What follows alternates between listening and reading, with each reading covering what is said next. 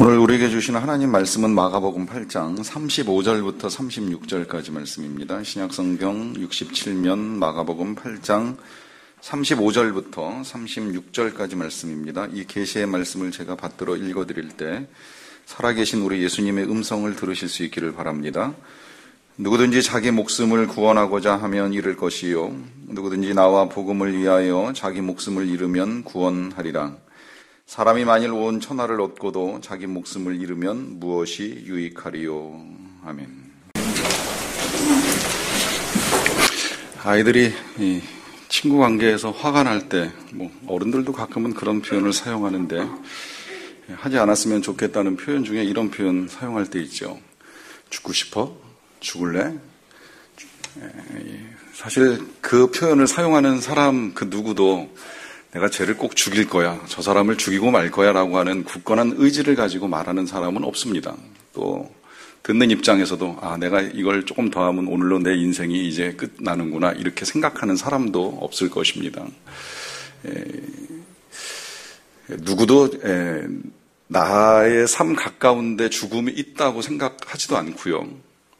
또 이 죽음을 받아들이는 걸 쉽게 생각하지도 않습니다. 이 죽는다는 사실은 되게 어려운 문제입니다. 나의 죽음을 받아들이는 것도 쉽지 않거니와 내 가까이 부모님, 일가 친척, 형제, 친구, 내가 아는 그 누군가가 세상을 떠난다는 사실을 받아들인다는 거 어렵습니다. 그래서 이제 우리가 이 표현을 잘 사용을 안 해요. 죽는다는 표현조차 사용을 안 하고 돌아가셨다, 하나님의 부르심을 받으셨다, 이제 우리 곁을 떠나셨다, 이제 이런 식의 표현으로 완곡하게 이 죽음을 이제 전하는 일이 있습니다. 그럼에도 불구하고 이 부정하기 힘든 건 이제 우리 모두가 다 죽는다는 사실입니다. 예외가 없습니다. 이 목사가 예언 잘하든 못하든 간에 한 가지 분명하게 예언할 수 있는 거 있잖아요. 저와 여러분들이 죽습니다. 언제일지는 정확하게 모르겠지만 우리가 죽는다는 사실입니다. 사실 힘든 건 이 주일 아침에 귀한 예배의 자리에 온 여러분들과 이 죽음의 문제를 이제 다루는 것이 조금 어렵습니다. 일단 모두 죽는다는 사실에 예외가 없다는 사실을 우리가 확인하면서 오늘 특별히 일부 찬양대가 부른 이 하나님의 은혜라는 찬양, 좋아하시는 분들 되게 많으실 터인데 저도 굉장히 좋아합니다. 우리 교회 창립 예배 때 이 찬양 불렀고 1주년에 이 찬양으로 영상이 있었고 또 한 3주년인가 4주년 즈음에도 그랬고 작년에 제 위임 예식 때도 그랬고 했는데 이 찬양을 지으신 작곡가 신상우 님이라 그러셨나요? 그분이 얼마 전에 하나님 부르심 받았다는 이제 이야기 들었고 이제 그분 추모하면서 앞으로 3주간 이제 그분이 지으신 찬양 오늘부터 이제 찬양대가 우리에게 들려줄 것이라고 하는 말씀 들었는데요. 그의 귀한 찬양으로 하나님께 영광을 올려드린 그분도 그야말로 우리 곁을 떠나 하나님의 품에 안겼습니다. 우리가 다 이 사실을 받아들여야 되는데 이 아침에 이제 그 사실을 받아들이는 것이 어렵습니다. 죽음을 이야기한다는 게 쉽지는 않지만 일단 우리가 먼저 알아야 될 건 죽음을 이야기해야 생명을 알게 됩니다. 예수님도 죽음을 말씀하시는 건 생명이 필요하기 때문에 죽음을 말씀하시는 것이고요. 그래서 이 죽음이 그저 그냥 불편한 것만이 아니라 진짜 우리에게 생명이 임하기 위하여서 우리가 어떤 죽음을 받아들여야 되는가 하는 문제를 생각해 볼 수밖에 없습니다. 다만 일단 먼저 전제하는 건 누구에게나 어려운 문제라는 거예요. 어렵다 보니까 예수님도 힘들어하셨고 제자들도 힘들어합니다. 예수님이 힘들어하신 건 예수님도 십자가의 죽음이 쉽지만은 않았어요. 그러니까 그런 기도하시잖아요. 이 잔을 내게서 옮겨주십시오라고 하는 기도 드리시고요. 제자들이 더 힘들었던 건 자신들이 믿고 따랐던 예수님이 십자가를 지신다, 곧 죽임을 당하신다, 이제 이런 말씀 하시니까 이제 그걸 받아들이는 게 너무나 힘든 거예요. 이건 아무리 생각해봐도 이 예수님이 안 계신 삶, 이 예수님이 우리 눈앞에 보이지 않는 삶이 감당이 안 되니까 주여 그런 일은 일어나서는 안 됩니다라고 이제 말씀드렸다가 사탄 소리까지 듣는 일이 일어났습니다. 이제 그만큼 힘든 문제인데 그런데 놀랍게도 이제 오늘 주님은 오늘 저와 여러분들이 읽은 본문을 통해서 이걸 받아들이라고 하는 명령을 하십니다. 일단 제가 먼저 35절 말씀 다시 한번 읽어드릴게요. 누구든지 자기 목숨을 구원하고자 하면 잃을 것이요 누구든지 나와 복음을 위하여 자기 목숨을 잃으면 구원하리라. 일단 맨 마지막 부분을 보시면 목숨을 잃으면 구원하리라 라고 하는 말씀하시면서 목숨을 잃어라, 죽음을 각오해라, 죽음을 받아들이라 하는 말씀하시는 것을 우리가 분명하게 볼 수가 있습니다. 자, 그런데 그렇게 이 목숨을 잃는 일을 이제 받아들이라고 하시는 이 말씀하시는 과정 중에 보시면 전제 조건이 하나 있어요. 뭐라고 말씀하시냐면 이제 그것이 목숨을 구원하고자 하면 잃는다라고 하는 그 전제하에 정말 구원하기를 원하면 목숨을 잃으라고 하는 이제 어떻게 보면 조금 앞뒤에 혼란을 일으키는 이제 말씀을 하시는 걸 우리가 볼 수 있게 되는데요. 자, 일단 이 문제를 좀 먼저 생각을 해봤으면 좋겠습니다. 구원하고자 하는 의지가 나쁜 것인가? 내가 내 목숨 건지고자 하는 게 악인가? 라고 하는 질문을 해보는 겁니다. 근간에 이 사람들이 이 구원에 대한 관심이 없어지는 것에 대한 이제 여러 가지 그 문제 논의를 하면서 그런 이야기가 나오는 걸 이제 보게 됐어요. 현대 그리스도인들이 이 구원에 대한 관심이 너무 없다는 거예요. 어쩌면 그런 이야기도 주고받습니다. 예수 믿으면 천당 갑니다라고 하는 이 신앙, 너무 초보적이고 원시적인 신앙이다, 이제 이렇게 평가를 받습니다. 그런데 최근에 이 홍정길 목사님이 나는 그 신앙을 갖고 싶다, 그 믿음을 갖고 싶다, 이런 말씀을 하셨어요. 예수 믿으면 천당 간다는 신앙 좀 가지고 싶다. 이 말씀을 하신 이유는 오늘날 우리 그리스도인들이 그 사실을 인정하지 않고 살아가고 있다는 거예요. 인정하지 않는 것처럼 살아간다는 거죠. 우리가 이 세상 삶이 끝나면 천당을 가든 지옥을 가든 분명히 구분되게 되어 있는데 이 사실에 대한 관심이 너무 없다는 거예요. 마치 이 세상에서만 살 것처럼, 이 세상에서 오래 사는 게 제일 중요한 것처럼, 마치 이 세상에서 영원히 살 것처럼 이 세상에서 살아가는 방식에 있어서는 온갖 관심을 기울이고 애를 많이 쓰는데 진짜 하나님 앞에 설 것과 하나님을 만날 것에 대해서는 그다지 크게 관심을 기울이지 않고 살아가는 오늘 우리들의 모습을 보면서 홍 목사님이 이제 그런 고백하시는 것을 보는 일이 있습니다. 그렇게 보면 내가 나를 구원하고자 하는 이 의지 자체가 잘못된 것인가? 이건 아니라는 생각이 들어요. 그런데 오늘 예수님이 좀 냉정하게도 만약에 자기 목숨을 구원하고자 하면 잃어버릴 것이요, 반대로 목숨을 잃으면 구원하리라 하시는 이 말씀 하시는 이유는 무엇이냐 했을 때에 아시겠지만 사실은 앞에 말씀하신 구원과 뒤에 말씀하신 구원이 조금 다르다는 거 아실 거예요. 앞서 말씀하신 구원은 이 세상에서 내 목숨 살리기 위하여 애를 쓰면 그러면 그 목숨 그것으로 끝난다는 말씀이시고, 이 세상에서 목숨을 잃어버리는 일, 더군다나 나와 복음을 위하여 말씀하셨으니까 우리가 주님과 주님의 영광을 위하여 우리의 목숨을 잃어버리는 일이 있다면 그 사람에게 분명히 하나님이 영생과 구원을 약속하고 계시다라고 하는 것을 말씀하고 계십니다. 그러니까 오늘 여기서 이제 우리가 또다시 한 번 더 확인하고 가야 될 사실이, 이 세상에서 내 목숨 살리겠다고 하다가 영원히 끝나는 목숨이 될 것이냐, 아니면 이 세상에서 하나님 위하여 복음을 위하여 예수님을 위하여 살다가 영원히 구원받는 삶이 될 것이냐에 대한 분명한 선택과 결단이 있어야 된다는 거예요. 그러려면 사실은 우리가 늘 다시 확인을 할 수밖에 없습니다. 그걸 우리의 삶에 대한 가치인데 중요해서 복습해드립니다. 무엇이 가치 있는 일인가? 이 세상에서 정말 내가 잘 살기 위하여 애쓰는 일이 가치 있는 일인가? 아니면 영원한 하나님의 나라에서 하나님과 영원히 살게 될 일이 가치 있는 일인가에 대한 분명한 판단을 잘 하셔야 되고, 정말 이 세상 것이 아무것도 아니구나, 하나님과 함께 영원히 사는 것이 너무나 귀하고 중요하고 보석 같고 소중한 일이구나라고 하는 분명한 확신과 가치가 생기게 되면 그 다음에 이제 저와 여러분들이 해야 될 일이 우리가 지금까지 본 대로 자기 부인의 삶을 살아야 돼요. 하나님을 위하여 살아야 된다는 거예요. 주님을 위하여 살아야 된다는 거예요. 오직 삶의 목적은 예수님밖에 없는 거예요. 주님을 위하여 사는 겁니다. 그리고 그렇게 주님을 위하여 자기 부인과 더불어서 십자가 지는 거예요. 십자가에서 죽는 거예요. 그 십자가가 죽음일지라도 받아들이는 거예요. 그렇게 십자가를 받아들이는 삶 가운데 목숨을 잃을 수도 있지만 그러면 주님이 구원하시겠다라고 하는 분명한 약속을 해주십니다. 너무 중요해서 다른 본문 가지고 조금 더 확인을 하고 가겠습니다. 비슷한 내용을 말씀하신 부분이 마태복음 10장 37절부터 39절까지 있는데요. 스크린 제가 읽어드릴게요. 아버지나 어머니를 나보다 더 사랑하는 자는 내게 합당하지 아니하고 아들이나 딸을 나보다 더 사랑하는 자도 내게 합당하지 아니하며 또 자기 십자가를 지고 나를 따르지 않는 자도 내게 합당하지 아니하니라.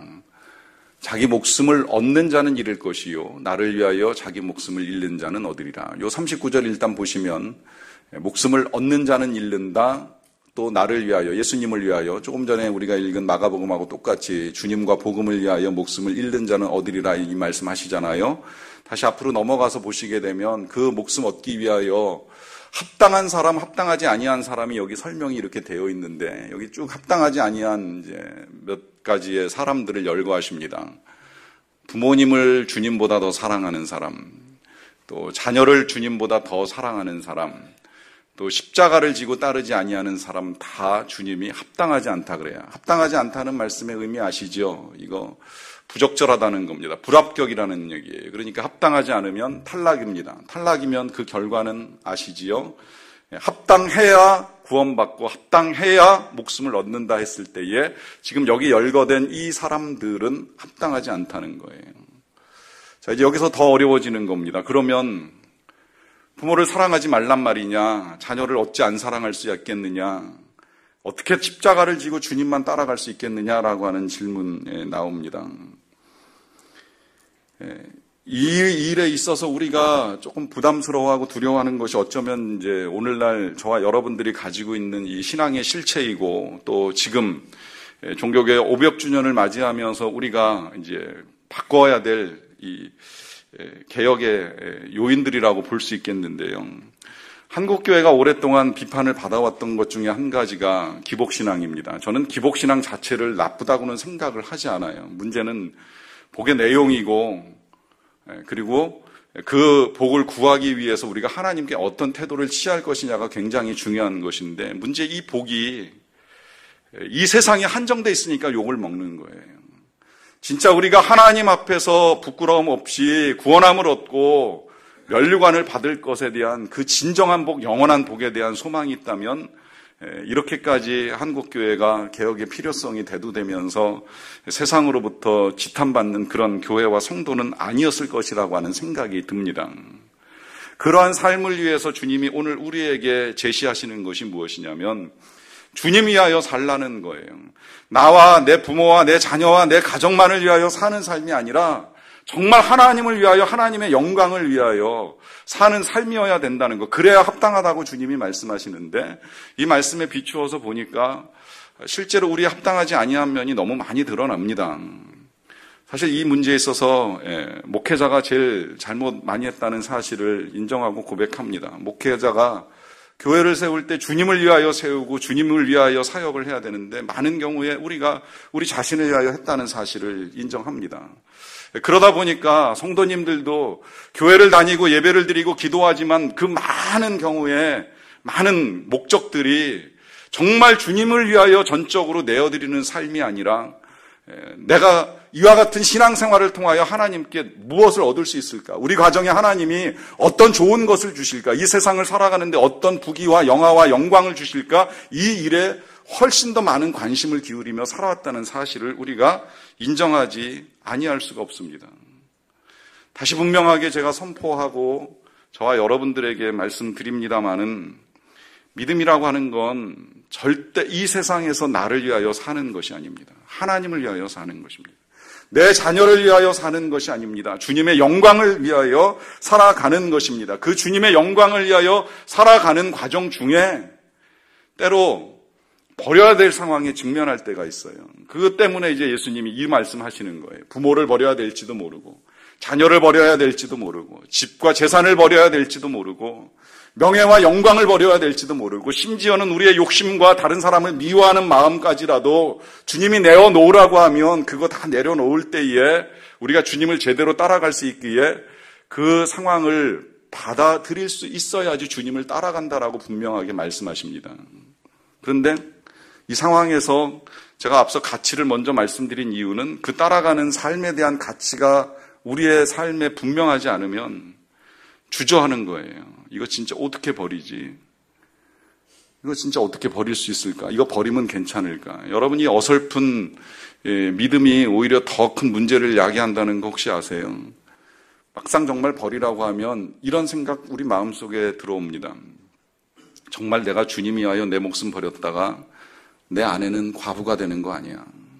내가 주님 위하여 목숨 버리면 내 자녀들 고아될 텐데 이거 어떻게 살아가나. 여러분, 그 주저하는 믿음이 본인을 부끄럽게 하고 가족들을 부끄럽게 합니다. 카일 아이들먼이 나의 끝 예수의 시작이라는 책에서 이런 말씀을 하세요. 우리는 마치 천국의 존재를 믿지 못하는 사람처럼 죽음을 피하려고 발버둥을 친다. 우리가 평생 예배해 왔던 분을 만나러 가는데 억지로 가는 것처럼 질질 끌려간다면 누가 복음을 믿으려고 하겠는가. 이 말씀하신 것처럼 억지로 끌려가는 것처럼 하다 보니까 그게 자신에게 부끄러움이 되고 가족들에게도 부끄러움으로 남는 일이 간혹 일어나는 것을 교회사 속에서 보게 됩니다. 조금 생각을 바꾸면 내가 정말 주님을 위하여 내 목숨을 내어놓을 수 있으면 그러면 가족들 잠시 힘든 건 맞아요. 그러나 그 부모님의 신앙을 따라갑니다. 잠시 고통의 시간이 있어요. 방황이 있어요. 그렇지만 그런 부모님이 계셨다는 사실을 귀하게 여기고 받아들입니다. 우리 교회에서 지난 목요일 날 몇몇 분들이 국내 성지 몇 군데 함께 돌아오는 일을 했습니다. 오래간만에 저 다시 가보니까 굉장히 좋았는데 그 가운데 제가 못 가본 곳이 이제 그 아펜젤러 순교 기념관인데요.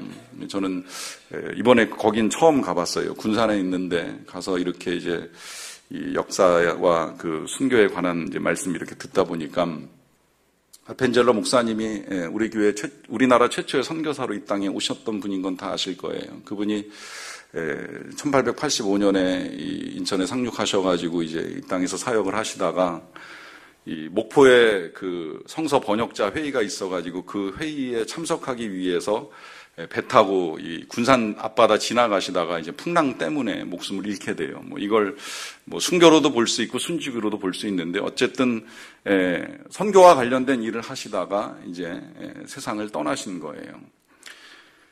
그렇게 세상을 떠나시고 나니까 사실 가족들이 힘들죠.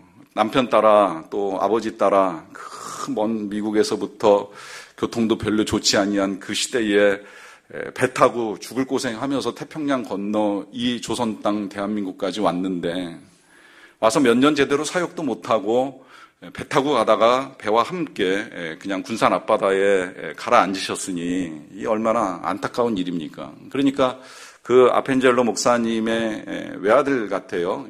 딸도 3명인가 있는데 그 외아들이 청소년기에 굉장히 방황을 했다는 거예요. 그 방황의 이유는 저는 이해 납득이 됩니다. 이런 상황에서 보통 갖게 되는 생각 있잖아요. 우리 아버지가 주님을 위하여 복음 전하겠다고 이 조선 땅까지 오셨는데 그런데 왜 하나님은 제대로 사역도 다 하지 못하게 하시고 데려가시는가?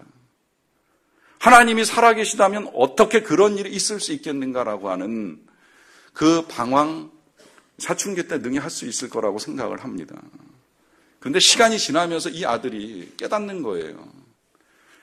그럴 만한 이유가 있었다는 걸 깨닫는 거죠. 왜 아버지가 고국 땅을 버리고 여기까지 오셨는지, 여기에서 그렇게 사역하시다가 목숨을 그렇게 잃는 것이 절대 부끄러운 것이 아니라 얼마나 영광스러웠는지에 대한 가치를 분명히 알게 되니까 한때는 방황했지만 나중은 아버지의 길을 따라갑니다. 자기도 그 길을 따라갑니다. 영광스럽게 따라갑니다. 우리 아버지가 이 땅에서 목숨을 잃었다는 사실에 대해서 영광스럽게 생각을 합니다. 그런 선교사님의 자녀들 지금 양화진에 많이 묻혀 있습니다. 우리가 알고 있는 순교자 가운데는 주기철 목사님 제일 많이 아실 거예요. 주기철 목사님 말씀은 우리 교회에 그 2012년에 오셨던 그 손자 주승중 목사님을 통해서도 우리가 직접 듣는 일이 있었잖아요. 그때 그 목사님이 그거 분명히 말씀하시잖아요. 4명의 아들 남겨놓고 아버지, 그 할아버지죠. 이제 주승중 목사님께는 할아버지인데 이 주기철 목사님 돌아가실 때 돌아가시고 나니까 가족들이 너무 힘들다는 거예요. 가난하기는 이루 말할 수가 없고 그 가운데 둘째 아들은 왜 아버지는 우리를 버리고 저렇게까지 하셔야 되느냐에 대한 질문이 남아 있었다는 겁니다. 그런데 시간이 지나면서 해방을 맞이하고 교회가 다시 회복되어 가기 시작을 할 때 모든 자손들이 깨닫는 거예요. 우리 아버지 주기철 목사님, 우리 할아버지 주기철 목사님, 그분은 정말 대단하신 분이었다. 우리도 따라가야 된다. 우리도 그분처럼 살아야 된다. 다 존경하고 귀하게 여깁니다. 그 누구도 부끄러워하지 않습니다. 아니 오히려 자랑스러워합니다. 우리의 가문에 순교자 어르신이 계시다는 이 사실을 감사함으로 받아들일 수 있는 일들이 일어나는 것입니다.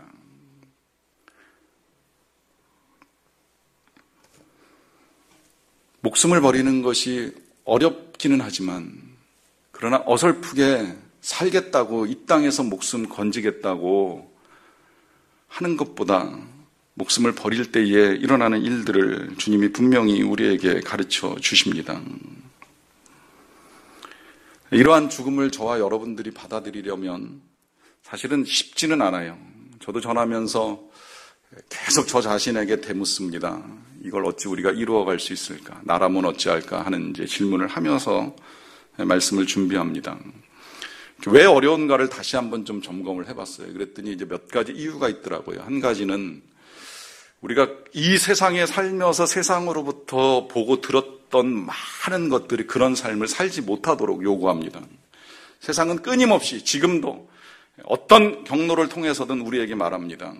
널 위해서 살아라. 네가 제일 중요하다. 너의 행복, 너의 삶, 너의 인생 지금 제일 중요하다. 그것도 먼 미래 아니라 현재가 중요하다. 지금을 즐겨라. 너를 위해서 모든 걸 투자해라 라고 하면서 끊임없이 가르치는 세상에 살다 보니까 남을 위하여 산다는 건 생각할 수도 없고 주님을 위하여 산다는 건 더더욱 생각할 수도 없고 더더군다나 현재를 살아야 되는데 뭐 먼 미래 그 영원한 삶까지 생각하면서 살게 되느냐 하는 것이 굉장히 어려운 일이지요. 더더군다나 현재 그렇게 우리를 위하여 살기 위해서는 많이 가져야 되고 올라가야 되니까 그 올라가기 위해서 많이 가지기 위해서 남을 짓밟는 일이나 경쟁에서 싸워 이기는 일이나 내 것을 더 갖기 위하여 남을 속이는 일이나 이런 일들을 대수롭지 않게 생각하고 살아가도록 만드는 그 세상 속에 살다 보니까 내 거 내어주고 내 목숨 내어주고 누군가를 위해서나 주님을 위해서나 살아가는 것이 쉽지 않다 하는 것입니다. 이건 이제 원인을 바깥에서 찾는 일이에요. 세상이 그러하니 우리가 이렇게 살아가는 것이 쉽지 않다라고 하는 이제 원인을 점검하는 일이고요. 아무리 세상이 그렇다고 할지라도 실은 정말 우리의 믿음이 분명하다면 우리가 가치 있게 생각하는 일이 정말 분명하다면 그러면 우리가 이제 그렇게 살아가야 되는 것인데 이게 힘든 건 뭐냐면 요 앞서 말씀하신 우리 주님의 말씀이 선행되지 않았기 때문입니다. 그것은 앞서 말씀드린 대로 우리를 부인하는 일과 우리의 십자가를 지는 일이 선행되지 않았기 때문에 이제 힘든 거예요. 아, 진짜 내가 주님을 따르기 위해서 나를 부인하고 십자가를 진다. 이게 분명하면 죽는 것까지 나아갈 수 있는 거예요. 제가 지난주에 1부에서는 조금 말씀 못 드리는 건데 오늘은 이제 2부 예배 드리신 분들이 많이 오시긴 하셨지만 그 2부 예배 때에 이 자기 십자가를 진다는 거에 대해서 명료하게 제가 정리해 드린 것 가운데 한 가지가 바로 이것이잖아요. 십자가를 지는 건 매일같이 날마다예요. 날마다 자기 십자가를 지고 나를 따르라 하셨기 때문에 매일같이 하루도 빼놓지 않고 매일같이 십자가 앞에서 내가 죽었다는 사실을 인정하며 나아가는 것입니다. 내가 죽었다는 사실을 고백하는 것입니다. 그렇게 매일 죽는 사람이라면 죽음을 받아들이는 거, 예수님 위에 순교하는 거, 예수님 위에 죽게 되는 게 사실은 어려운 문제가 아니에요. 그런데 우리는 매일 죽기보다는 매일 살기 위해서 발버둥 치다 보니까 주님이 목숨을 잃어야 된다라고 말씀하실 때 어떻게 잃을 수 있겠느냐라고 하는 반문이 나오는 겁니다. 매일 죽으면 죽을 수 있습니다.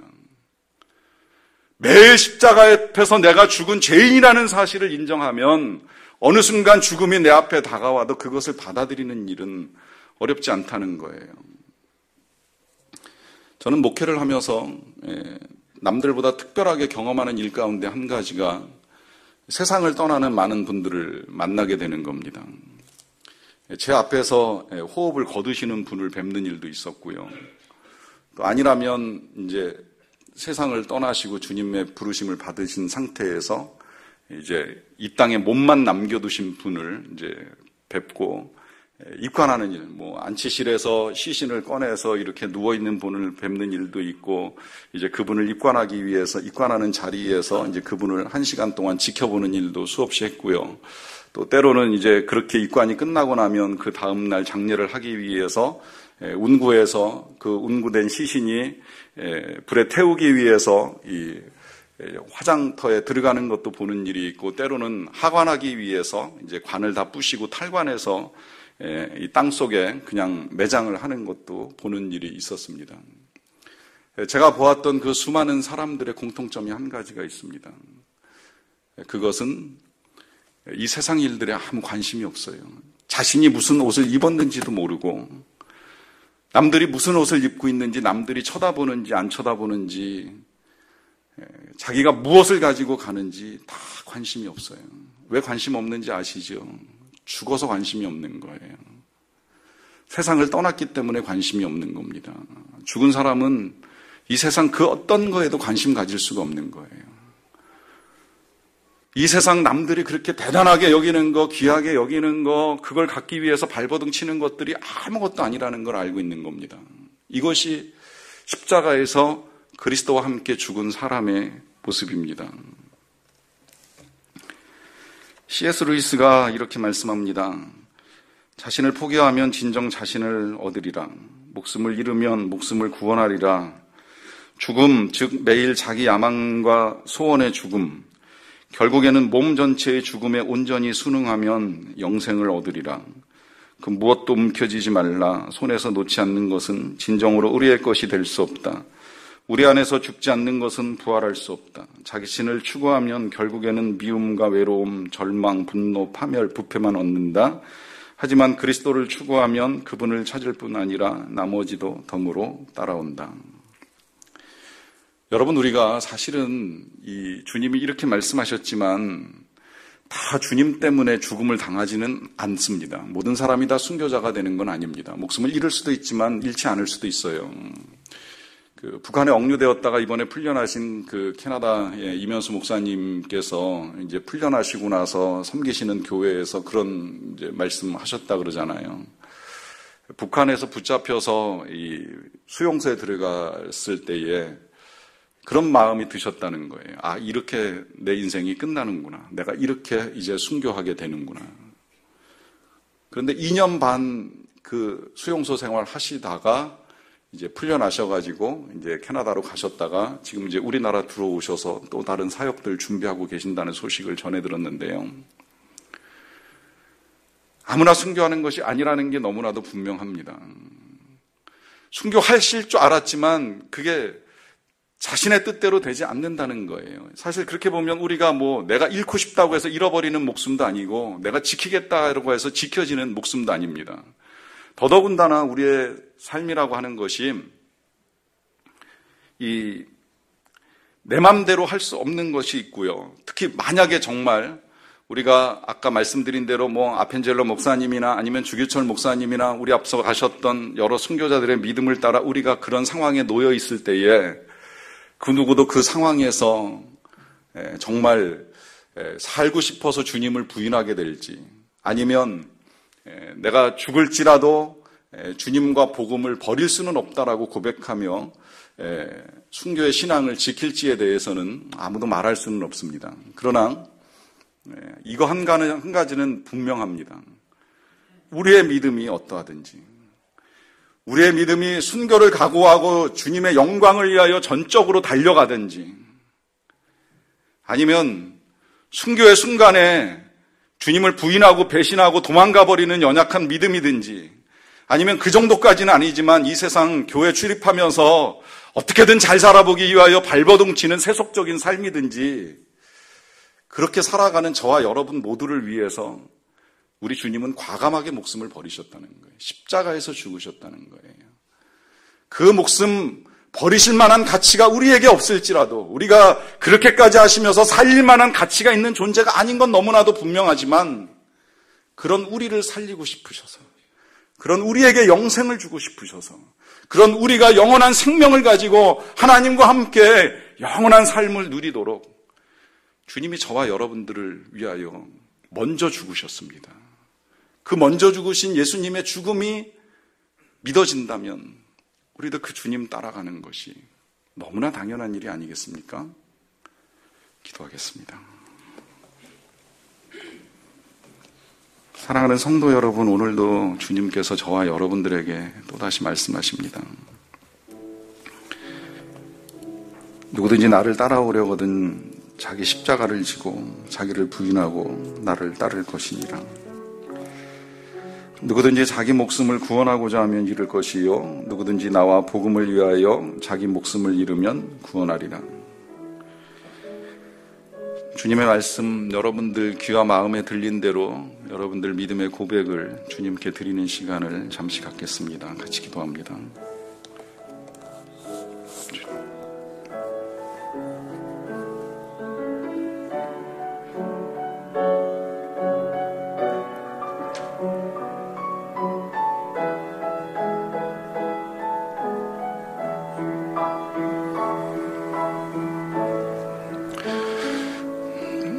우리를 위하여 이 땅에 오신 주님, 우리를 위하여 대신 죽으신 주님, 우리를 위하여 십자가를 지시고 십자가의 고난을 당하시고 먼저 죽으신 주님, 우리가 그 죽음을 받아들일 만한 아무런 자격도 없습니다. 아무런 가치도 없습니다. 그럼에도 불구하고 우리 살리고 싶으셔서, 우리 영원한 생명 얻도록, 우리가 하나님의 자녀가 되도록, 하나님의 나라에서 영원히 살도록 그 귀한 일을 이루어 주셔서 진심으로 감사드립니다. 그 은혜를 알기에, 그 사랑을 알기에, 그 희생을 알기에 이제 우리가 정말 주님 잘 따라가기를 원합니다. 끝까지 따라가기를 원합니다. 이 세상에서 우리가 부인되고 십자가를 져야 하고 목숨을 잃는 일이 있을지라도, 그럴지라도 우리 예수님, 오직 주님만 끝까지 따라가다 주님 만나는 영광 누릴 수 있게 되기를 간절히 원합니다. 예수님의 이름으로 기도하옵나이다. 아멘.